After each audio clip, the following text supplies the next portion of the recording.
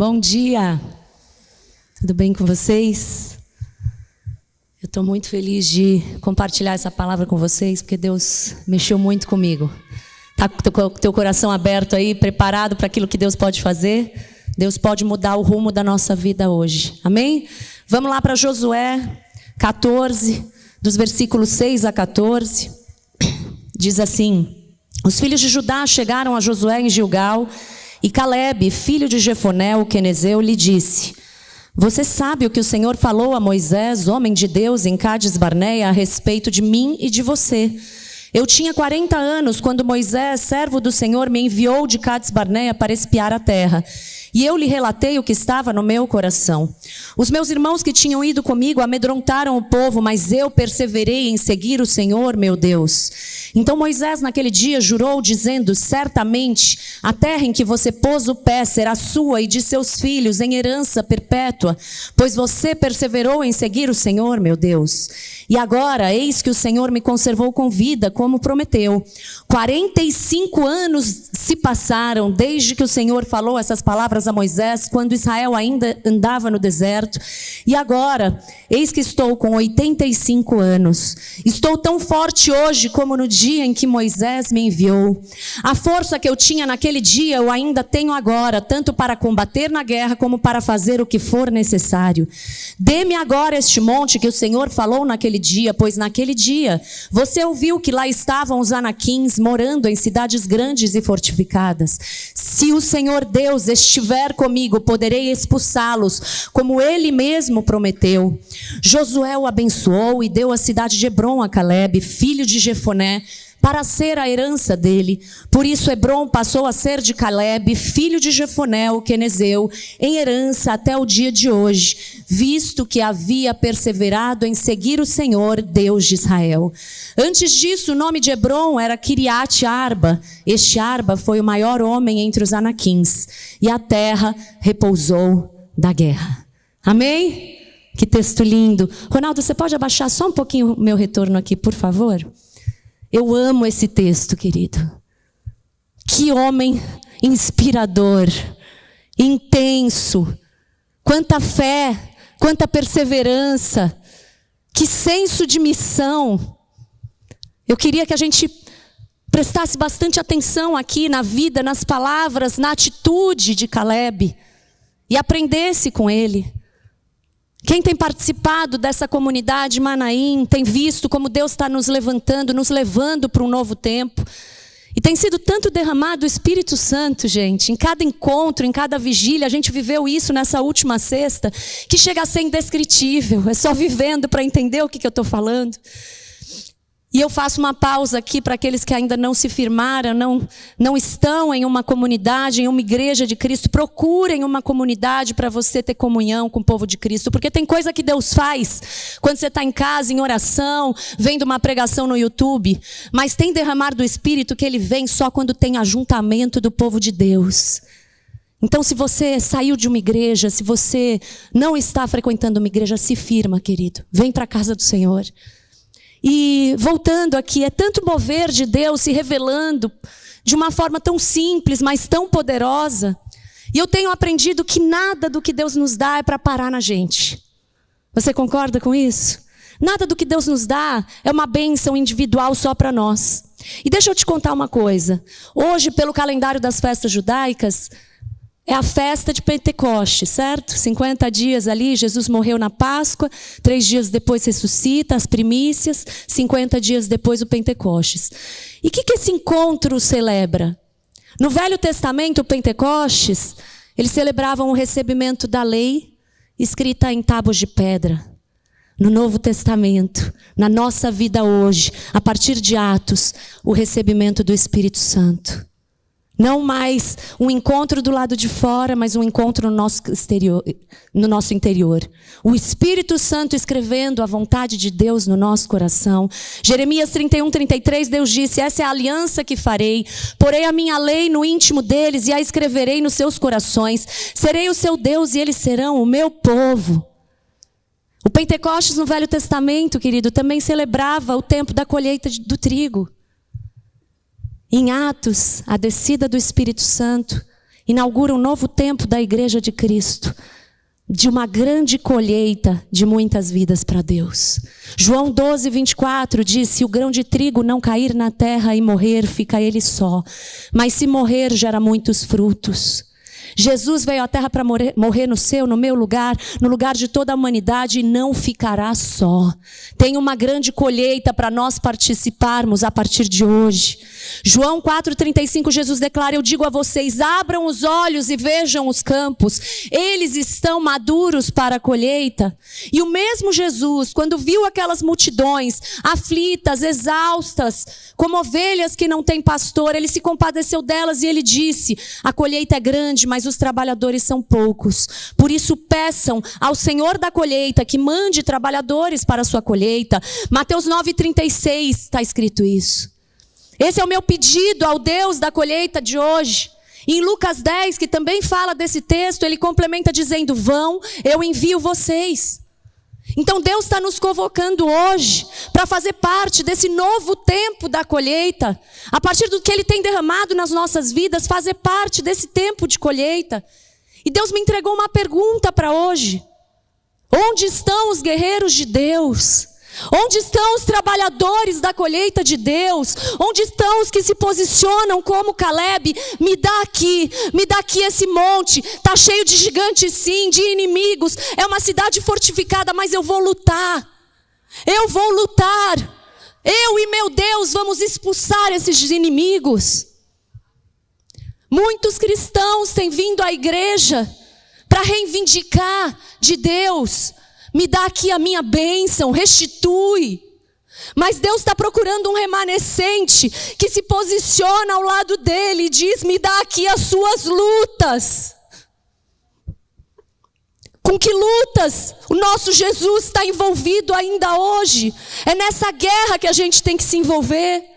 O inimigo de Deus tem vindo com toda a fúria contra os propósitos de Deus para a humanidade, contra o povo de Deus, contra a igreja do Senhor.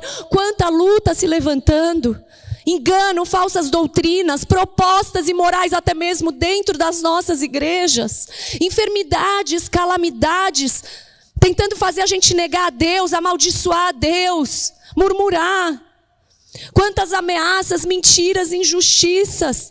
O intuito dele é gerar medo, desânimo, cansaço, desunião entre o povo de Deus e nos fazer parar ou recuar e não avançar para conquistar aquilo, as promessas que Deus já nos deu. Querido, esse texto termina: e a terra repousou da guerra. Vai sim ter um tempo de repousar da guerra. Dá uma lida depois lá na sua casa em Apocalipse 21, 22. E guarda essa esperança do que você vai viver daqui a pouco com Deus. Mas o tempo ainda não é agora. Enquanto esse tempo ainda não chega, Deus não está parado. Deus não desistiu da humanidade. Mesmo que a maior parte dos homens tenha dito: nós não precisamos de você. Deus continua comprometido com o seu plano, com seus filhos, com a sua igreja, com o seu evangelho, com a mesma mensagem: arrependam-se, porque o reino de Deus já chegou e Ele está entre vocês. Deus continua comprometido com o cumprimento da sua palavra e das suas promessas. E Caleb sabia disso, Caleb confiava nisso. Caleb podia descansar em Deus, mesmo enquanto ele ainda tinha que enfrentar a guerra aos 85 anos. Porque os que colocam a sua confiança em Deus, meu querido, no meio das lutas, aprendem a guardar seu coração e a sua mente na paz, que vai além de tudo que o ser humano pode entender. Como está lá em Filipenses 4. Descansar em Deus no meio do caos. A gente não repousou das guerras, mas a gente pode descansar em Deus no meio das nossas lutas. Agora, descansar em Deus não é fugir da batalha, não é ficar parado. De um lado a gente vê esse idoso, pronto para guerrear. E de outro lado a gente vê outras 7 tribos que ainda não tinham recebido a sua herança. Josué 18:3 diz: até quando vocês terão preguiça de entrar e tomar posse na terra que o Senhor, o Deus de seus pais, deu a vocês? Em outra versão: até quando vocês vão negligenciar tomar posse da promessa? Apocalipse 21, 5-7. E aquele que estava sentado no trono disse: Eis que faço novas todas as coisas. E acrescentou: escreva, porque essas palavras são fiéis e verdadeiras. Disse-me ainda: tudo está feito. Eu sou o alfa, eu sou o ômega, eu sou o princípio, eu sou o fim. Eu, a quem tem sede, darei de beber. Darei de graça da fonte da água da vida. O vencedor herdará todas essas coisas. E eu serei o seu Deus e ele será o meu filho. Mas no versículo 8, o versículo seguinte, ele fala que covardes e incrédulos não estarão nesse mesmo grupo de vencedores. Então nós, como igreja, não podemos perder o ânimo de batalhar pelas coisas de Deus. Paulo deixa registrado em 2 Timóteo 1, 6-8, torno a lembrá-lo que mantenha viva a chama do dom de Deus que está em você, pois Deus não nos deu o espírito de covardia, mas de poder, de amor e de equilíbrio. Portanto, não se envergonhe de testemunhar do Senhor. Amém? Querido, se alguém deveria ter coragem de assumir batalha, é o cristão. As suas batalhas e as dos outros.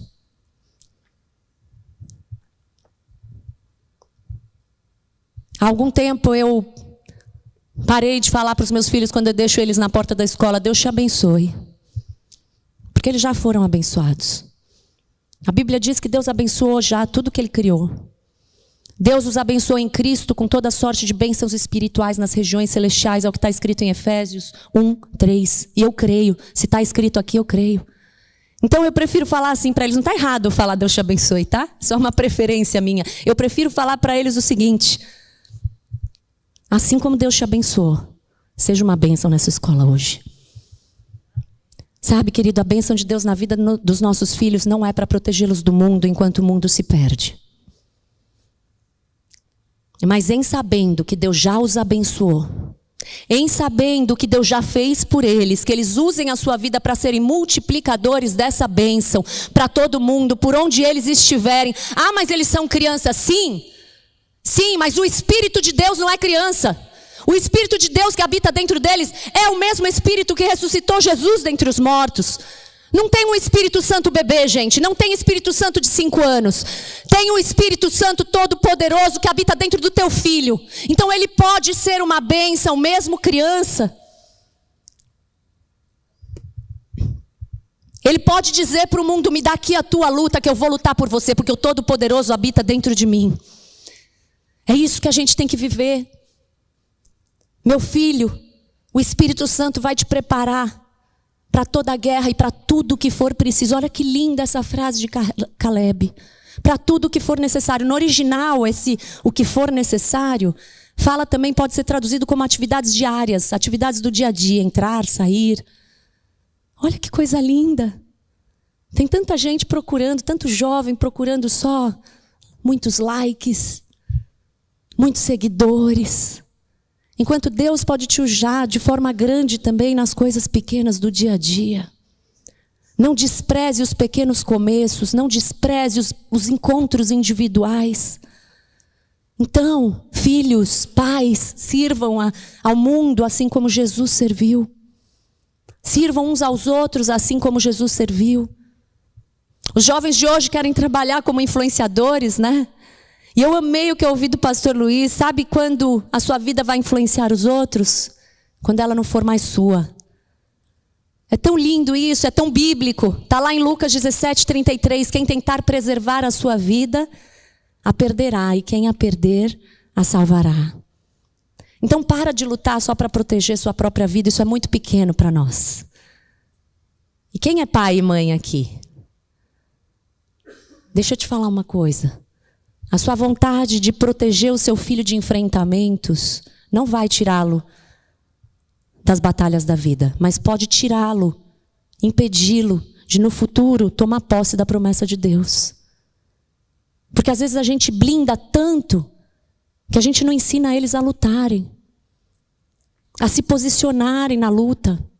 A Bíblia diz que nossos filhos são como flechas nas mãos do guerreiro, flecha para ser atirada no alvo. Sabe como é que você vai proteger a vida do seu filho? Nós temos que proteger nossos filhos, sim.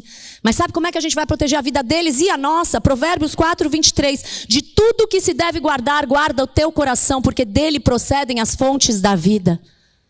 E como é que você protege o coração? Alimentando com a palavra de Deus, com aquilo que Deus diz, preparando o seu filho para usar as armas espirituais que a Bíblia, que Deus já nos ensinou, que Deus já nos deu. É meditar, é estudar, é amar a palavra de Deus, é exercitar a perseverança na fé, é oração, é adoração. Quando tudo está caótico, adore, filho. É ter um coração ensinável, pronto para se arrepender quando Deus mostrar a cada dia o nosso erro. É viver a pureza da santidade. A gente ensina a eles e a nós mesmos que a gente vence praticando o evangelho que Cristo nos ensinou quando Ele veio para essa terra, até que Ele volte. É ensinando para eles e para nós mesmos. Quando você passar pelo vale da sombra da morte, não tenha medo, porque Deus está com você. Você sabe onde estava a força de Caleb? Em saber que Deus estava com ele. Números 14, 9, no finalzinho ele diz: o Senhor está conosco, não tenha medo deles, Caleb diz. Sabe onde que estava a coragem do jovem Davi para enfrentar um homem gigante que estava afrontando e amedrontando todo um exército de guerreiros? 1 Samuel 17, 37, ele fala: o Senhor me livrou antes, o Senhor me livrará agora. No 45, você vem contra mim com espada, lança e escudo, mas eu vou contra você em nome do Senhor dos exércitos, a quem você afrontou. Hoje mesmo o Senhor te entregará nas minhas mãos. Você pode dizer isso para o seu inimigo: hoje mesmo o Senhor te entregará nas minhas mãos. 1 Samuel 18, 14 conta que Davi tinha êxito todos os seus empreendimentos, em todos, porque o Senhor estava com ele. Esse é o segredo. Você não tem mais que agir sozinho. Não te deixarei, jamais te desampararei. Eis que eu estou com vocês todos os dias até o fim dos tempos, disse Jesus. E se Ele está conosco, onde Deus está, aí está a sua bênção. Mas deixa eu te contar uma coisa: onde Deus não está, não adianta pedir a bênção. Onde Deus não te mandou ir, não vá. Enquanto Davi lutou as guerras do Senhor, ele teve êxito. Mas quando Davi ficou onde não era para ele ficar, ele se deu mal. Tem gente se distraindo com negócios dessa vida, fazendo coisas que Deus não nos chamou para fazer, tentando fugir de enfrentamentos, mas se esquecendo que a gente já está no meio de uma batalha espiritual. Não é uma escolha. Entende? O inimigo de Deus está vindo com fúria. Você quer fazer essa luta sozinho ou você quer fazer essa luta com o Senhor dos Exércitos? Eu já fiz a minha escolha. 2 Timóteo 2:3, participe dos meus sofrimentos como bom soldado de Cristo Jesus. Nenhum soldado em serviço se envolve em negócios dessa vida, porque o seu objetivo é agradar aquele que o recrutou. Então, meu querido, escolher os gigantes certos que você vai enfrentar vai evitar que você gaste energia, tempo ou desperdice a sua vida em coisas que não têm valor, coisas desnecessárias, provisórias, passageiras, instáveis. O que importa é estar onde Deus está, porque é isso que vai te fazer enfrentar qualquer guerra com a mesma força que Caleb demonstrou aqui. Se o Senhor estiver comigo, eu os expulsarei. Coisa linda. E essa coragem dele, gente, de onde que vem? De onde que vem essa coragem? Para ter coragem de Caleb é preciso a gente crer nas promessas que Deus já falou e no Deus da promessa. Sabe, tem muitas promessas de Deus empenhadas naqueles que perseveram em segui-lo. Se você é um deles, Deus te deu a palavra dele. Sabe, eu não sei se você tem dinheiro, se você tem bens, se você tem amigos, se você tem saúde, mas eu sei que você tem sobre a sua vida palavras de Deus. E elas estão aqui, na palavra infalível de Deus. Vislumbre essa promessa como Caleb fez. E lembre, olha, Josué, você lembra? Esse lugar é meu. Esse lugar me foi dado como herança perpétua. Caleb não se firmava no que Moisés falou. Caleb não se firmava no que Josué falou. Caleb se firmava no que Iavé falou. Ele começa: o Senhor falou. Caleb disse assim, ó gente, lembra o que a gente acabou de ler? Josué, você sabe o que o Senhor disse a respeito de mim e de você? Ele sabia. E eu te pergunto hoje, querido, você sabe o que Deus já disse a respeito de você e de mim? Está aqui, ó. Então busque conhecer o testamento da sua herança e se posiciona como filho. Porque se você entender o que Deus já te deu por herança, não tem gigante espiritual que poderá te impedir de tomar posse de todas as promessas de Deus para a sua vida. Caleb sempre se posicionava em cima da palavra que Deus já tinha dito. Deus disse que vai entregar essa terra, então ele vai entregar essa terra. Olha o que está lá em Números 13. Ele conta dos 45 anos antes, né? Caleb aqui está falando 45 anos depois. Ele conta, 12 homens foram enviados, um de cada tribo, foram enviados para espiar a terra da promessa, a terra que Deus tinha dito que ia dar para eles. Todos eram líderes, todos tinham a mesma promessa, todos tinham o mesmo Deus, todos viram as mesmas coisas durante 40 dias.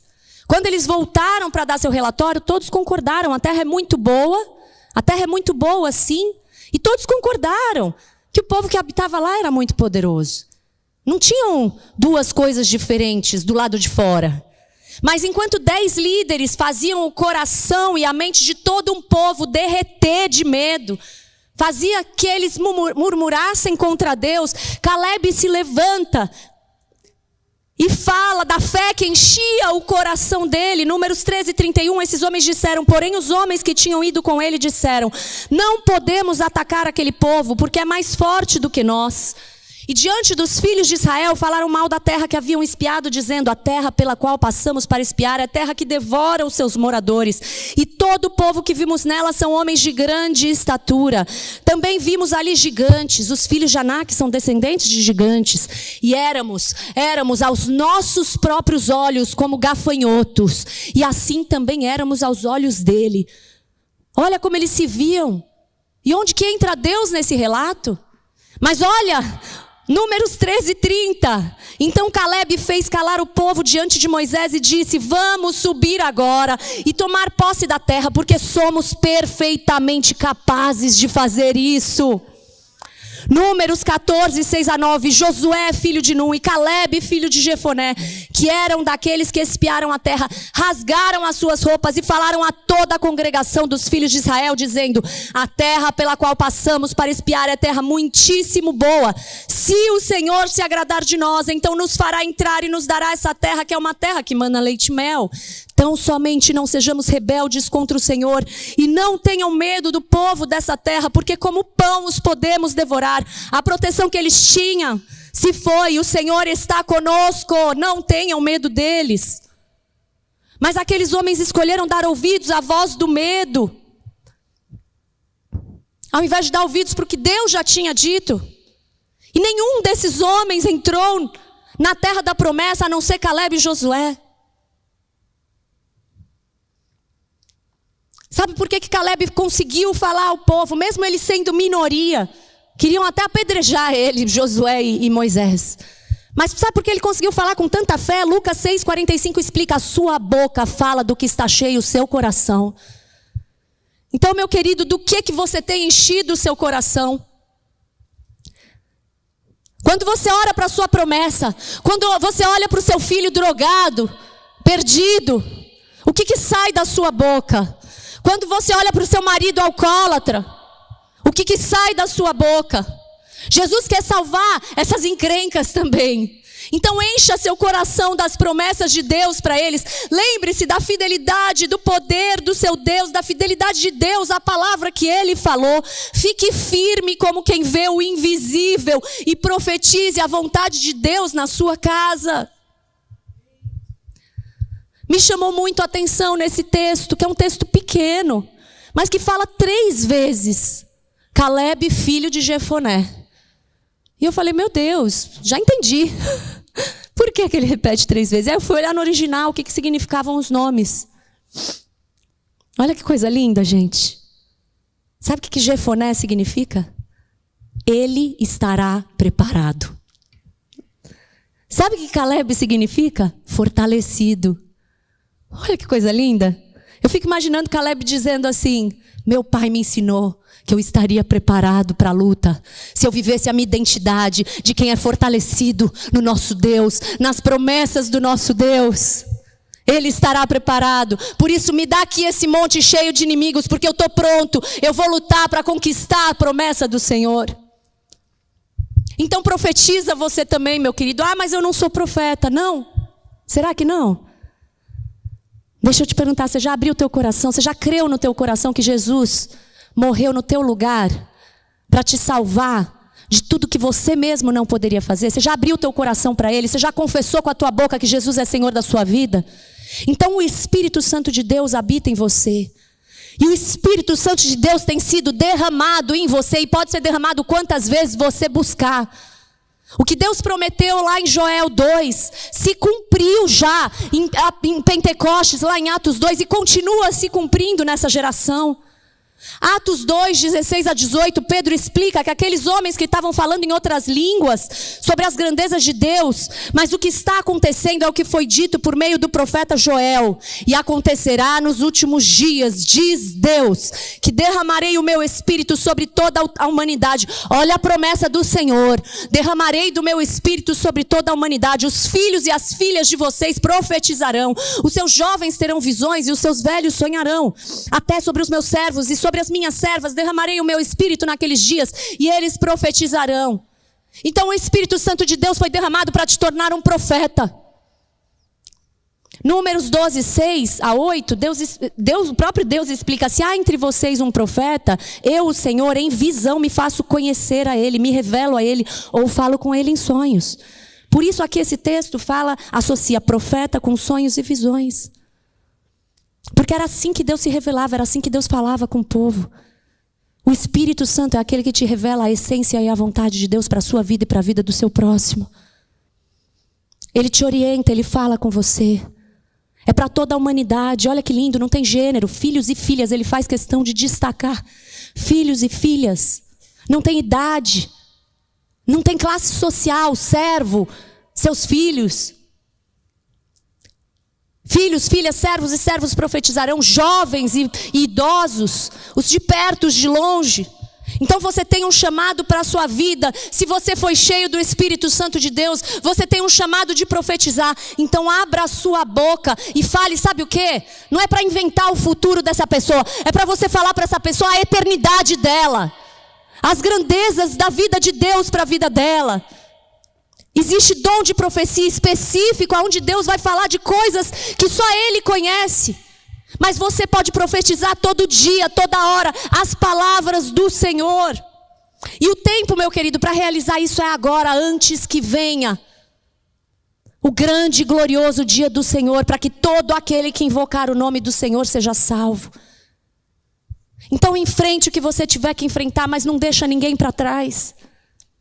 A gente vai lutar juntos em favor daqueles que não podem lutar ainda. A gente vai ser voz em favor daqueles que não podem ter voz ainda. A gente vai dar o pão da vida, que é Cristo, para o faminto. A gente vai dar a água viva, que é Cristo, para o sedento. A gente vai ser luz para aqueles que estão na escuridão. Socorro no dia da angústia.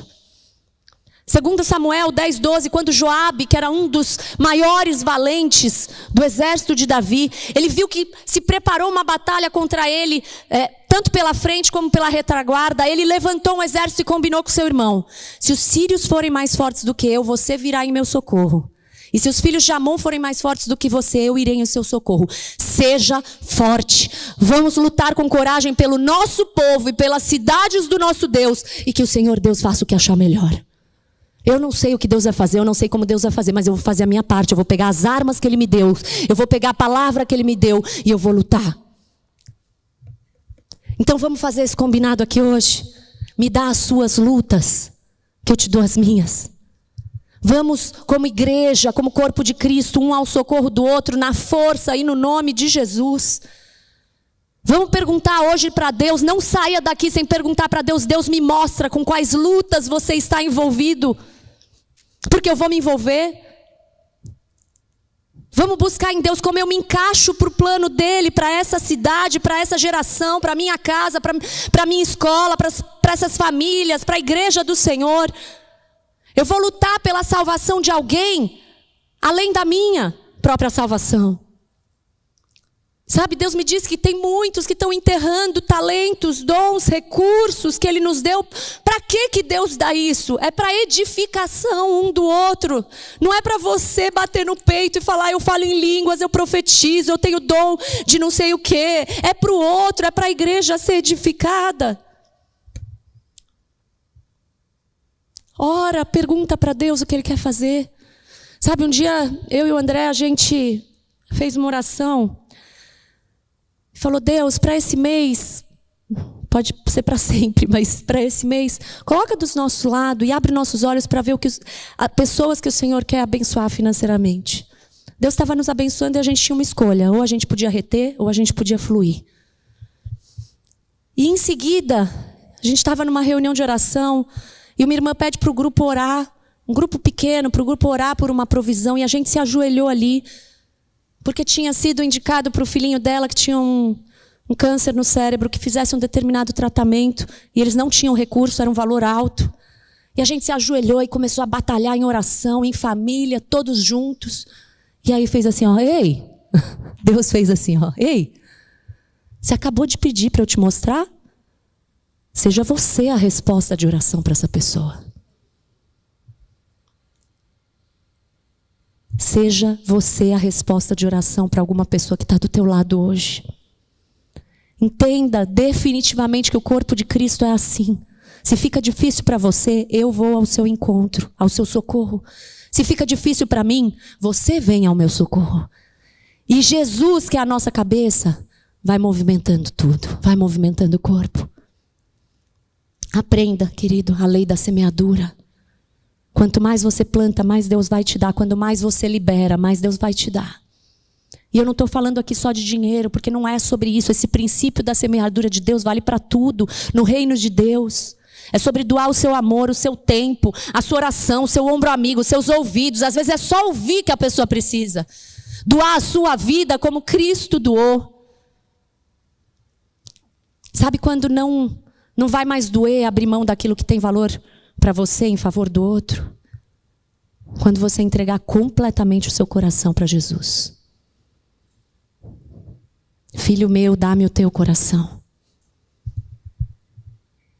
Ah, mas eu não tenho muita coisa. O que você tem na tua casa? O que você tem dentro de você? Começa por aí.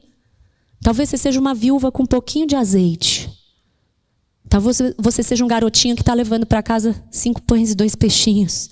Começa por aí.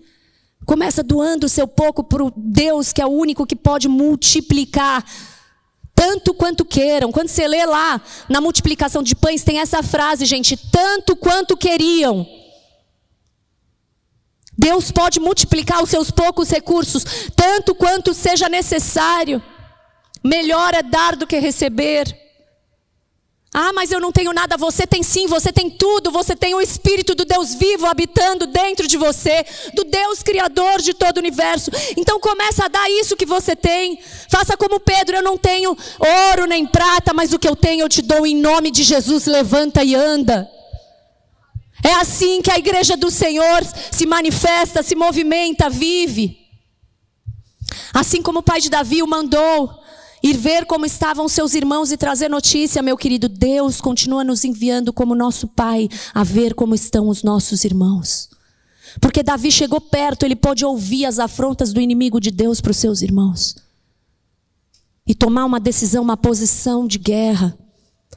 Espiar a terra, esse espiar no original significa observar uma região, mas de um modo militar. Então vamos parar de olhar para a vida do outro, julgando os pecados dele. Eu quero te dizer que ninguém vai ao Pai por ser merecedor. Ninguém tem promessa de Deus por ser merecedor. Em Jesus, e por Jesus, e para Jesus, a gente tem todas as promessas. O mérito é dele. 2 Coríntios 1:20 diz que todas as promessas de Deus têm em Cristo o sim e o amém. É pela mediação dele. Então você começa a olhar pelas pessoas, olhar para as pessoas a partir da visão de Cristo.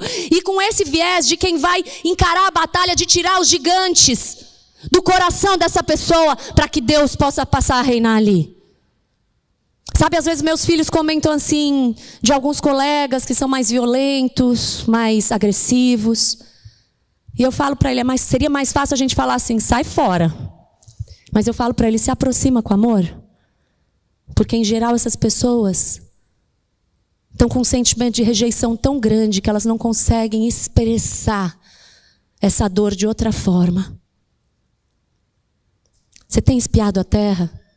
Você tem conseguido ouvir as afrontas do inimigo de Deus na vida das pessoas?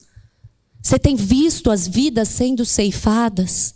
Entendeu que a sua luta não é contra elas, não é contra pessoas, mas contra principados e potestades, e que Deus quer resgatar as pessoas de tudo isso? Então agora você coloca os seus pés, você percorre a terra, você vai até o meio do vale dos ossos secos, você entra na vida dela com amor, e Deus vai te entregar esse feixe de trigo da sua colheita. Olha como termina o local que chamava Kiriat Arba. O que significa Kiriat Arba? Cidade de Arba. E Arba era o nome do maior homem entre os inimigos. Agora se chama Hebron, aliança. Deus pode transformar um coração que é dominado por um grande inimigo em um lugar de aliança com Ele. Certamente a terra que você pôs o pé será sua e de seus filhos, em herança perpétua, posse inalienável, porque você perseverou em seguir o Senhor. Querido, para ser vencedor como Caleb, é preciso perseverar em seguir o Senhor. Ter essa coragem não é só um sentimento momentâneo que você tem quando você sai de um culto de avivamento. É um posicionamento de perseverar em seguir o Senhor. Você está sentindo não, mas eu vou perseverar na palavra. É como diz Hebreus 6:12, não nos tornamos preguiçosos, mas imitadores dos que pela fé e pela paciência herdam as promessas. E no 11 ele fala, mostrando até o fim o mesmo empenho, é até o fim, perseverar é isso. A luta está muito difícil, mas eu não vou largar essa espada até ela acabar. Em 2 Samuel 23 conta um pouco de alguns feitos desses valentes de Davi. E eu gosto do versículo 10, que tem um deles, fala assim que ele se levantou e atacou o inimigo até cansar a mão e ficar grudada na espada. E naquele dia o Senhor efetuou grande livramento. É esse tipo de atitude, de disposição de coração que Deus busca. Gente que usa tanto a palavra de Deus até ela ficar grudada, enquanto o próprio Deus vai dando o livramento dele ao seu povo. Deus está em busca hoje. Ele está aqui. Ele está na casa das pessoas. E Ele está em busca hoje das pessoas que vão levar as coisas de Deus a sério. Que vão levar as coisas de Deus até o fim. Não importa qual seja o fim. Porque o fim de todas as coisas está escrito aqui, nós sabemos qual é. Os que entregam tudo para Deus, tudo, se esvaziam de tudo porque querem receber tudo de Deus. Então chega de cristãos intimidados pelas afrontas do inimigo, perdendo foco. Dobra seu joelho, não deixa de orar, não deixa de declarar as palavras de Deus. Seja intenso, jogue todas as suas flechas, todas as flechas que tiverem ao seu alcance. E se acabar, pede mais. Pega quantas pedras forem necessárias para que o gigante caia. 1 Samuel 17:34 é lindo, porque Davi, quando estava contando como ele enfrentava o urso e o leão que levava um cordeirinho do rebanho dele, ele fala assim, se ele se levantava contra mim, eu o agarrava pela barba e o golpeava até matá-lo. Quando que a gente para de golpear o inimigo? Até matá-lo. Quando parar de atirar as suas pedras? Até matá-lo. Sabe, Davi, por algum motivo que Deus quis, derrubou o gigante na primeira pedra. Mas se ele não tivesse derrubado, esse mesmo Davi aqui que pegava o leão e o urso até matá-lo, eu tenho certeza que ele ia usar todas as outras 4 pedrinhas que ele tinha. Ele ia até matá-lo. E quando ele precisou pegar outra arma, ele foi lá e fez. Largou a funda, pegou a espada e continuou. Não pare até destruir os inimigos de Deus que se levantaram para afrontar a tua vida e as promessas de Deus na tua vida, e a tua casa, e a tua igreja, e a nossa cidade, e o nosso país, e a nossa nação. A igreja de Cristo. E não tenha medo, meu querido, porque o diabo já foi vencido naquela cruz. A gente tem que enfrentar agora o nosso desânimo. Parece que está demorando, o tempo de caminhar no deserto ficou longo demais. Querido, você ainda está vivo. Tem um coração batendo aí. Deus conservou Caleb com vida, ele disse, como me prometeu. Deus conservou o que precisava conservar na vida de Caleb naqueles 45 anos de processo de espera, enquanto ele não recebia o cumprimento da promessa.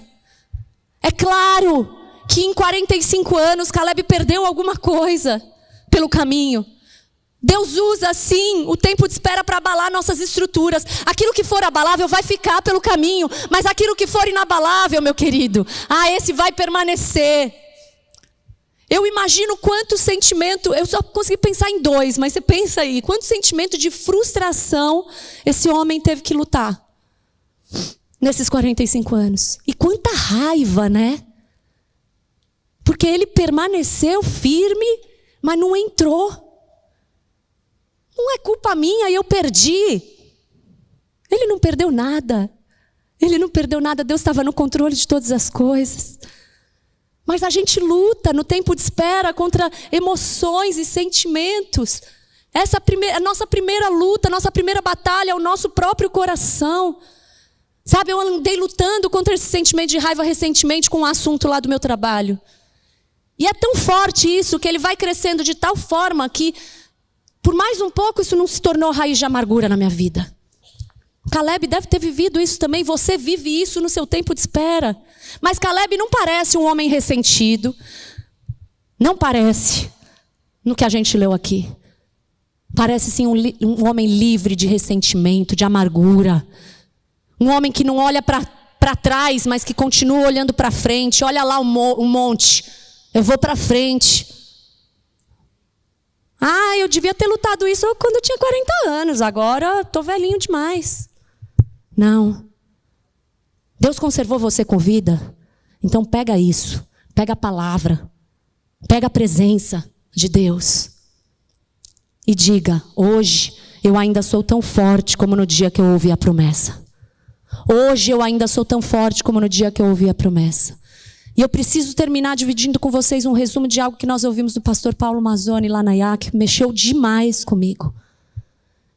Aqui a gente vê Caleb decidindo perseverar em seguir o Senhor, mesmo quando os olhos dele viram inimigos, gigantes e cidades fortificadas. Mas tem cristão que ao invés de confiar na promessa, ao invés de buscar a ajuda de Deus, quando se vê cercado, prefere fazer acordos. 1 Samuel 11, 1-3, não precisa nem colocar, eu vou rapidamente falar. Conta que o povo foi cercado por Naamás e pelos amonitas, assim como muitas vezes nós nos vemos cercados de problemas. Mas aquele povo, o povo de Deus, fez uma proposta para o inimigo. Por favor, não nos mate. Vamos fazer um acordo? Faça uma aliança conosco e nós o serviremos. Naamás respondeu, eu vou fazer uma aliança com vocês sobre a condição de que seja vazado o olho direito de cada um de vocês. Assim eu trarei vergonha sobre todo Israel. Quem era mesmo o povo de Israel? O povo que atravessou o Mar Vermelho a pé enxutos, viu soldados egípcios sendo destruídos sem terem que usar nenhuma espada, libertos da escravidão com um monte de milagres, um Deus de vitória, um Deus que mandou pão do céu e alimentou eles por 40 anos, que produziu tudo o que eles precisavam. E agora uma dessas cidades, desse povo, propõe um acordo de paz com o inimigo só para sobreviver. Querido, o povo de Deus foi feito para vencer, não só para sobreviver. Foi chamado do povo mais do que vencedor. E muitas vezes anda fazendo acordos com o inimigo, com o sistema do mundo, para não perder sua própria vida. Eu não posso perder minha vida. Eu mereço ser feliz. Então eu vou fazendo acordos. Deus está atrasando. Deus não veio ao meu socorro. E com isso vai servir o inimigo e não servir a Deus. Acha que é melhor sobreviver do que encarar uma guerra espiritual. Nós fomos chamados para andar dignos, de modo digno da nossa vocação em Cristo. Porque assim Ele estará em aliança conosco, Ele estará presente nas nossas lutas, Ele vai lutar as nossas guerras e nós vamos lutar as dele. Agora, quando você faz um acordo com o inimigo, sabe o que ele faz? Ele arranca a sua visão. E povo de Deus, sem visão, não incomoda mais o inimigo na batalha. Perde sua autoridade espiritual. Juízes 16 também conta que Sansão vai fazendo alianças, ele vai se prostituindo com mulheres do povo inimigo e ele termina tendo seus olhos perfurados pelo inimigo, amarrado com correntes, preso. Então fecha seus olhos agora, por favor. Hoje é um dia de posicionamento. Hoje é um dia de posicionamento. Deus quer restaurar a nossa visão hoje como Ele restaurou a visão de Paulo. Ele quer liberar perdão aqui hoje. Mas nós temos que nos posicionar como Caleb. Sabe, Josué disse: escolham hoje a quem vocês servirão. Quanto a mim, eu e a minha casa serviremos ao Senhor. Escolham hoje a quem vocês servirão. O Senhor dos Exércitos está aqui hoje, alistando soldados, guerreiros, que queiram dizer: eis-me aqui, eis-me aqui, eis-me aqui. Eu vou lutar as suas guerras, Jesus. Toma as minhas guerras nas tuas mãos e eu vou lutar as tuas. Querido, se a palavra de Deus mexeu no seu coração hoje, te convocou para se alistar nisso, nesse exército, eu quero te fazer um convite agora. Dê um passo à frente, um passo de fé aqui. Se posiciona diante de Deus, do mundo espiritual. Não tenha vergonha. A gente não tem vergonha de se posicionar, de correr atrás de bênção, de cargo, de posição no emprego. Então não tenha vergonha de se posicionar como quem diz para o Senhor: eis-me aqui. Eis-me aqui. Sexta, enquanto eu ministrava em oração, abraçada com uma irmã que estava recebendo um batismo lindo, uma visitação linda do Espírito Santo, Deus me mostrou que Ele estava derramando sobre ela autoridade. E esse mesmo Espírito de Deus está aqui hoje derramando uma unção de autoridade sobre a sua igreja. Então esse é um ato profético que a gente vai fazer aqui. Se você está se alistando para guerrear as guerras de Deus, para viver as promessas de Deus para a tua vida, eu vou te convidar a colocar a tua mão no teu olho e com a outra você vai levantar como quem recebe. Coloca uma mão no teu olho e a outra você levanta como quem recebe. E nós vamos orar juntos e a autoridade do Senhor, a unção do Senhor vai ser derramada sobre a tua vida hoje. Senhor, nós estamos aqui do jeitinho que o Senhor gosta, reunidos, com um só coração, Senhor, nos esvaziando de nós mesmos para recebermos tudo de Ti, Senhor. E assim como se cumpriu lá no dia de Pentecostes em Atos, Pai, de repente veio do céu. Eu te clamo, Pai, que o Teu sopro de vida, de coragem, de fé, de ousadia, de poder, de amor, de perdão venha invadir as nossas vidas agora. Que o Seu fogo venha nos purificar de tudo que é abalável em nós.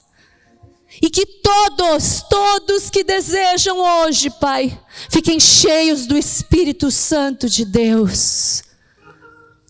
Nós recebemos de Ti, Senhor, todos os dons que precisamos para falar sobre as grandezas de Deus nesse mundo. Recebemos a Sua autoridade, que é acima de toda autoridade. Recebemos o Seu amor. O Seu amor, Pai. E recebemos com amor aqueles que vão se unir à família de Cristo hoje. Em nome de Jesus. Nós Te agradecemos, Senhor, pela restauração. Te agradecemos, Pai, pela restauração, pelo perdão, Senhor.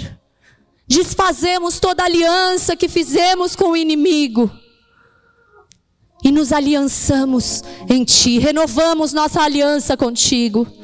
Vai à nossa frente, Senhor, vai à nossa frente, Pai, mas nos mostra aquilo que a nossa parte, aquilo que nós precisamos fazer, da forma como nós precisamos nos posicionar. Em nome de Jesus. Querido, deixa eu falar mais uma coisa aqui. No Pentecostes, eu falei sobre a colheita do trigo. E se você olhar lá no Velho Testamento, quando a lei foi dada, quando Moisés desceu, a Bíblia fala que mais ou menos 3.000 pessoas foram mortas, porque estavam completamente perdidas no seu pecado. Mas Deus não se agrada com a morte.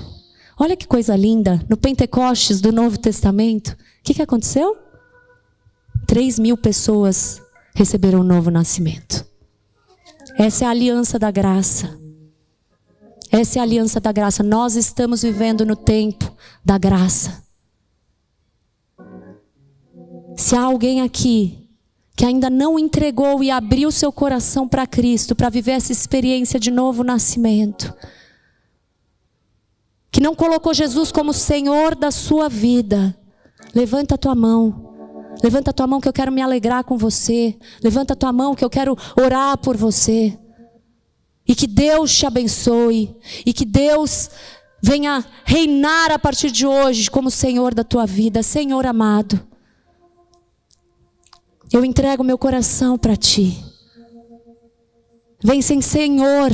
Eu te coloco no trono do meu coração. Vem ser Senhor acima de todas as coisas. Eu te agradeço pelo teu amor, Pai. Eu te agradeço pelo teu amor. Eu te agradeço pelo teu perdão lá naquela cruz. Eu te agradeço porque você levou sobre si todas as minhas dores, enfermidades, lutas, pecados. E me deu a tua vida. Obrigada, Jesus. Nós renovamos essa aliança contigo. Traz o teu nascimento novo do alto hoje, porque o Senhor disse: é necessário nascer de novo para ver e para entrar no reino de Deus. É necessário nascer de novo. E nós dizemos que cremos no teu plano de novo nascimento. Nós te adoramos e te glorificamos. Amém.